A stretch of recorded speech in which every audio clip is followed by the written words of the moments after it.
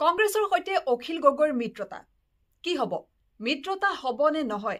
যেটো আগন্তুক বিধানসভা নিৰ্বাচনৰ বাবে ইতিমধ্যে প্ৰতিটো ৰাজনৈতিক দলেই নিজৰ ৰণনীতি ৰণকৌশল প্ৰস্তুত কৰি তেওঁলোকে আৰম্ভ কৰিছে নিৰ্বাচনৰ যুঁজ। গতিকে এই সময়ত এটা ঘোষণাই এই কথা স্পষ্ট কৰিছে যে হয়তো কংগ্ৰেছে অখিল গগৈৰ যি মিত্ৰতাৰ প্ৰস্তাৱ সেই প্ৰস্তাৱ প্ৰত্যাখ্যান কৰিছে নেকি? কথাটো এনেকুৱা হৈছে যে শিৱসাগৰ সমষ্টি এইবাৰ অখিল গগৈক এৰি নিদিয়ে বুলি কৈছে কংগ্ৰেছে। শিৱসাগৰৰ ৫টা সমষ্টিতেই কংগ্ৰেছে নিজৰ প্ৰাৰ্থী দিব, আনকি চৰাইদেউতো নিজৰ প্ৰাৰ্থী দিব কংগ্ৰেছ দলে। আৰু এই কথা ঘোষণা কৰিছে বিৰোধী দলপতি তথা কংগ্ৰেছৰ জ্যেষ্ঠ নেতা দেৱব্ৰত শইকীয়াই।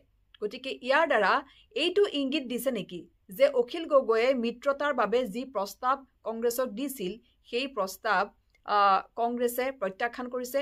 কাৰণ ইতিমধ্যে অখিল গগৈক শিৱসাগৰ সমষ্টি এৰি নিদিয়াৰ কথা ঘোষণা কৰিছে আৰু তাৰ লগতে শিৱসাগৰৰ ৫টা সমষ্টিতে কংগ্ৰেছে এইবাৰ নিজাকৈ প্ৰাৰ্থী দিব বুলি ঘোষণা কৰিছে বিৰোধী দলপতি দেৱব্ৰত শইকীয়াই।